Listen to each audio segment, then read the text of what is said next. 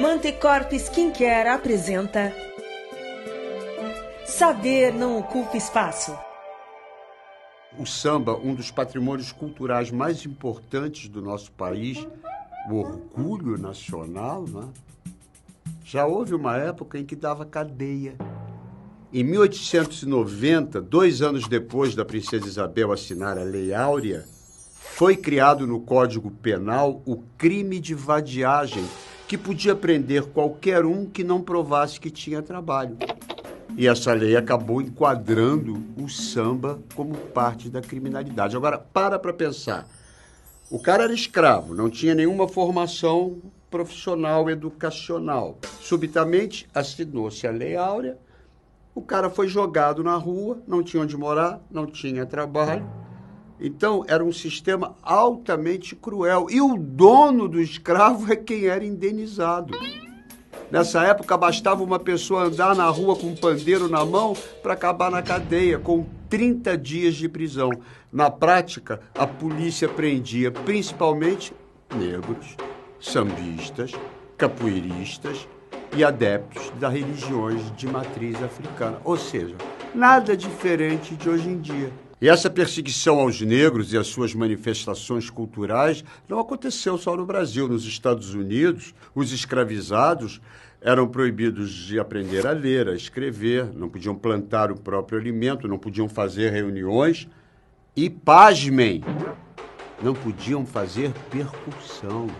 E foi por causa desta proibição de tambores, atabaques e agogôs que a música negra norte-americana foi pro show. É por isso que os novos baianos cantavam: o tio Sam está querendo conhecer a nossa batucada. Porque então, enfim, a batucada aqui aconteceu e nos deu um maravilhoso samba.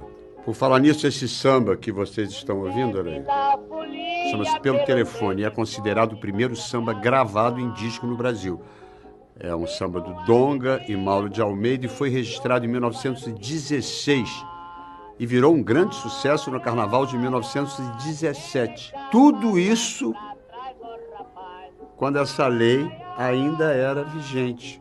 Isso só foi possível porque Pelo Telefone foi criado em uma das muitas rodas de samba que a nossa querida tia Ciata promovia no quintal da sua casa na Praça 11. Região que ficou conhecida como a Pequena África. E ali a lei não chegava, ali a polícia não ia, porque com tia Ciata ninguém mexia. Como Betânia canta, não mexa comigo que eu não ando só. Tia Ciata não andava só. E ninguém mexia com ela, não só porque ela era mãe de santo, e uma mãe de santo muito respeitada. Ninguém mexia com ela porque tia Ciata, usando todo o conhecimento das ervas e das tradições africanas, conseguiu curar uma ferida do então presidente da República, Venceslau Braz. Mas o poder da tia Ciata, cujo nome verdadeiro era Hilária Batista de Almeida, veio de muito antes. Ela nasceu em 1854, em Santo Amaro da Purificação, na Bahia. No ano seguinte, em 1855, metade da população foi dizimada por um surto de cólera, mas ela sobreviveu. Criada numa família de mulheres negras que trabalhavam como cozinheiras, Hilária foi iniciada no candomblé por seu pai de santo, que era africano, e tornou-se mãe de santo confirmada como Ciata de Oxum. Aos 22 anos, ela migrou para o Rio de Janeiro em busca de melhores condições de vida, no êxodo que ficou conhecido como a diáspora baiana. No Rio, ela teve uma filha, separou-se e passou a viver vendendo quitute junto com outras mulheres baianas de sua geração, as famosas tias baianas quituteiras do Rio de Janeiro. Depois conheceu um funcionário público, casou-se e com ele teve 14 filhos. Sua casa ficou famosa pelas festas que ela promovia, sempre com muita música, muito batuque, cachaça, comida boa.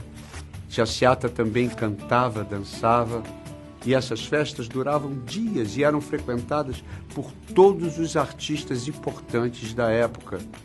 Pixinguinha, Xinhô, Heitor dos Prazeres, Donga. Enfim, o grande responsável pela produção cultural do samba naquela época era o quintal da Tia Seata, porque só quem tinha uma casa com quintal poderia organizar uma roda de samba, com batuque, capoeira, muita gente dançando. Isso jamais teria acontecido num apartamento 4 salas.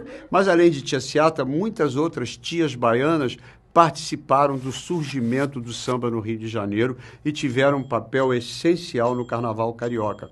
Nos primeiros anos dos desfiles das escolas de samba, era obrigatório passar diante da casa de Tia Seata. Tia Seata morreu aos 70 anos de idade em 1924. 9 anos depois, as escolas de samba foram legalizadas na cidade e os desfiles de rua foram finalmente oficializados. Até hoje, a ala das baianas das escolas de samba homenageiam essas tias, entre elas a maior de todas, a mãe do samba, Tia Seata.